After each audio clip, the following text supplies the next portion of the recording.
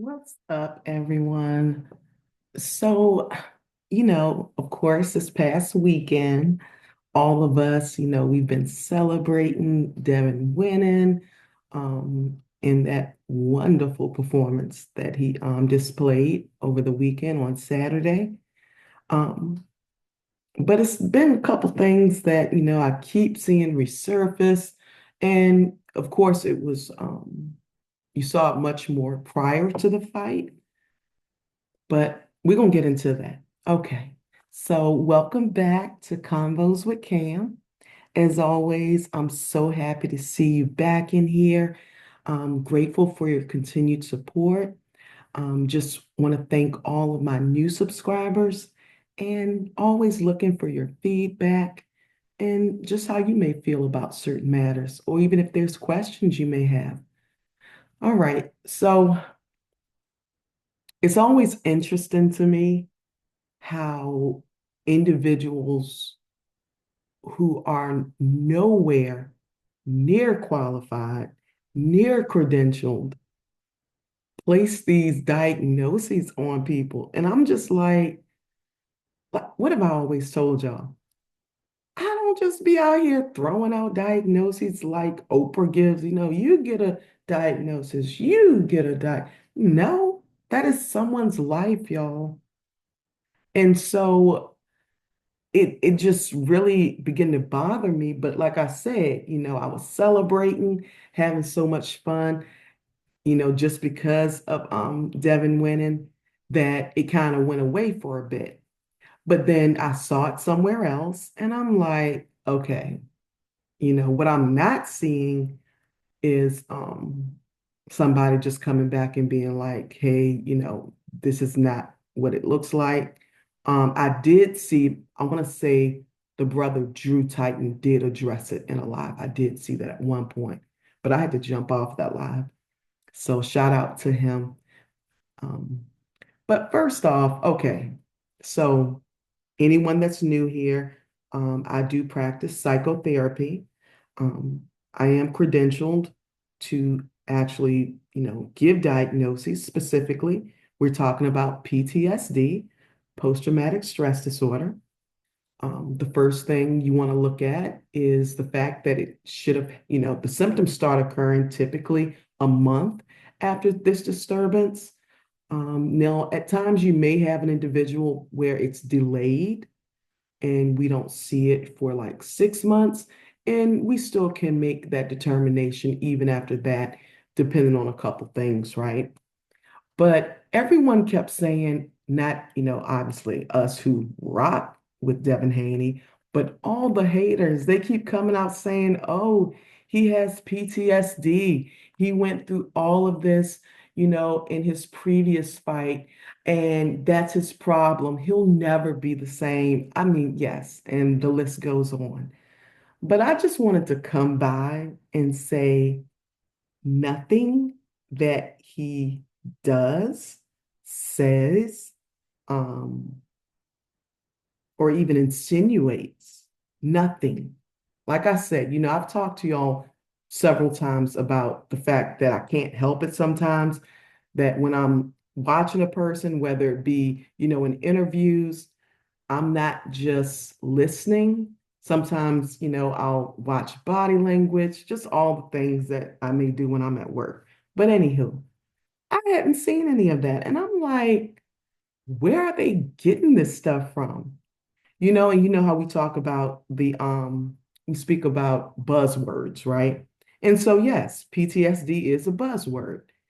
It's a couple of reasons, that I have a problem with this, but I'll get to that.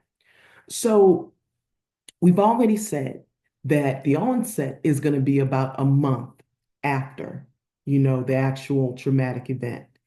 Now, in the first portion, we're talking about someone who's been exposed to, or, actual they had threatened like death, or um, they just maybe witnessed it. They might have been exposed to like sexual trauma or witnessed it, sexual violence, anything like that. Um, and so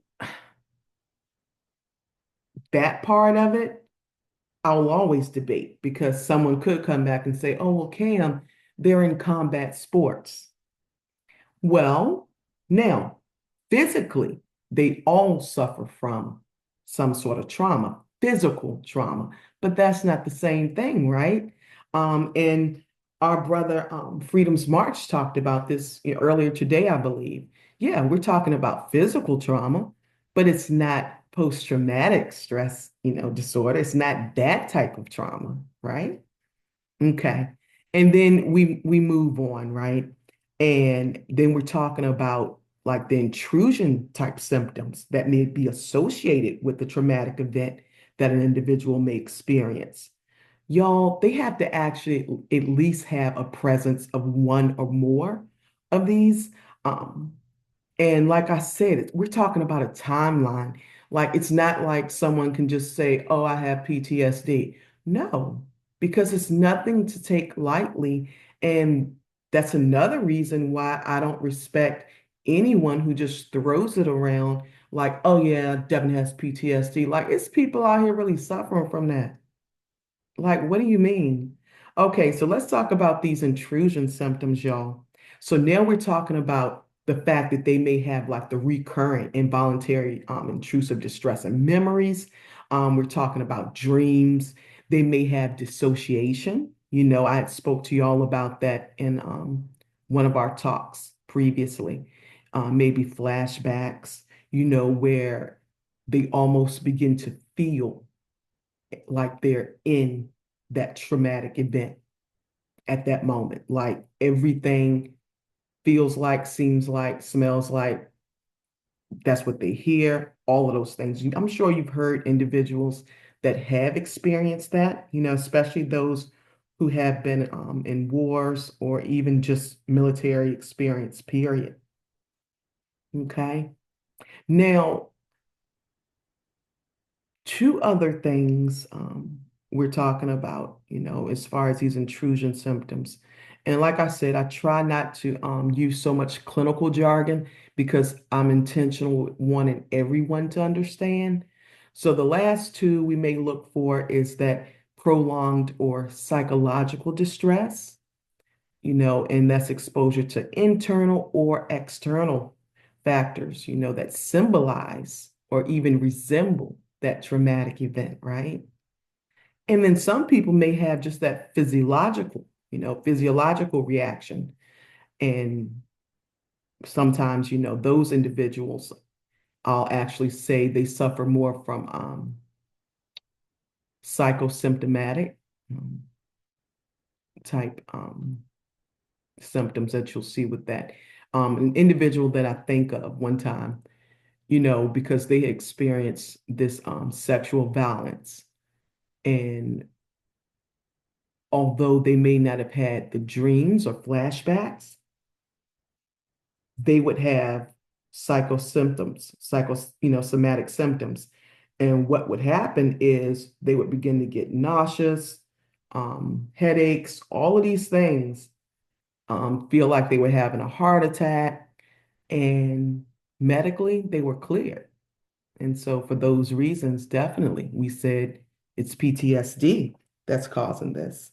So just in case, I don't know if y'all have ever heard about that, where things can be actually psychosomatic. Looks totally different. Let's move on to the next thing. So like I said, that previous list we just discussed, somebody would actually have to have a presence of one or more of those intrusion symptoms, if you will.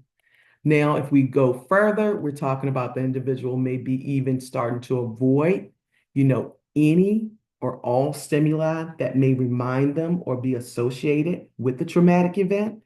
Um, they may do their best to avoid the memories, any thoughts. They can get to the point where they avoid certain people because it may remind them too much of that traumatic event. They may avoid certain places, y'all, activities, objects, situations is what they call it. Okay. Yeah, just stay with me, y'all. We going down this list. And then yes, y'all will all know, no, he does not meet the criteria. Okay. not in regards to the way um, people are actually explaining it, and just placing this label on this young man.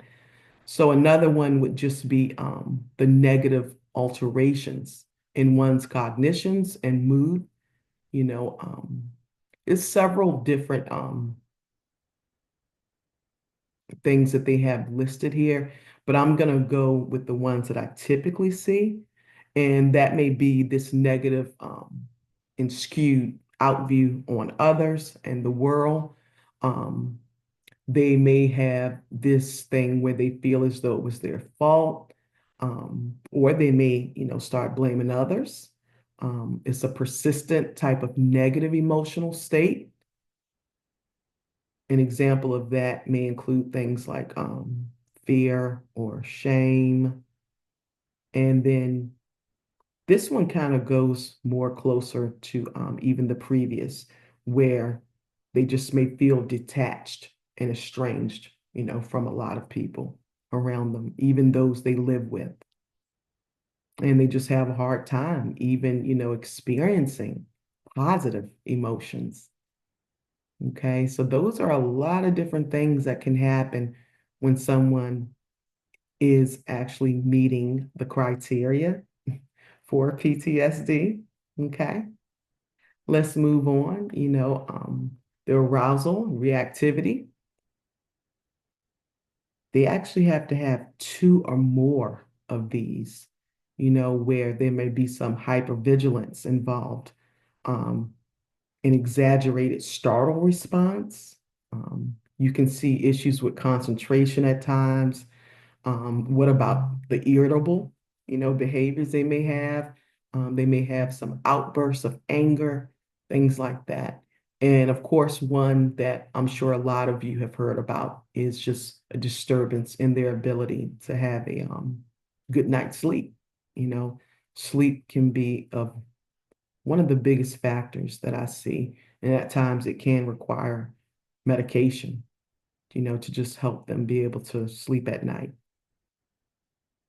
So, like I said, the biggest thing here is we're always looking at the onset. It's not as easy and just so matter of fact as these individuals are just speaking, about it. It's actually concerning that people just go around with these buzzwords and become overnight therapists. I mean, that is quite scary to me because then, see, I look at it from this standpoint. One way for one to truly know that Devin does not even suffer from any of these symptoms that would meet the criteria for the diagnosis of PTSD, he is constantly like talked about on all of these different platforms. His father's constantly attacked. I mean, it's just something all the time. And yet still he continues to exceed the expectations, to continue to strive for excellence. And he does it in such a way that, he's relaxed. I see nothing of what everyone else, that obviously does not like the Haney camp or anyone associated with them or their fans, right? I didn't see anything. I still have never seen anything that even begin to resemble, that he was in distress. Of course, there are going to be stressors in life. All of us have stressors in life.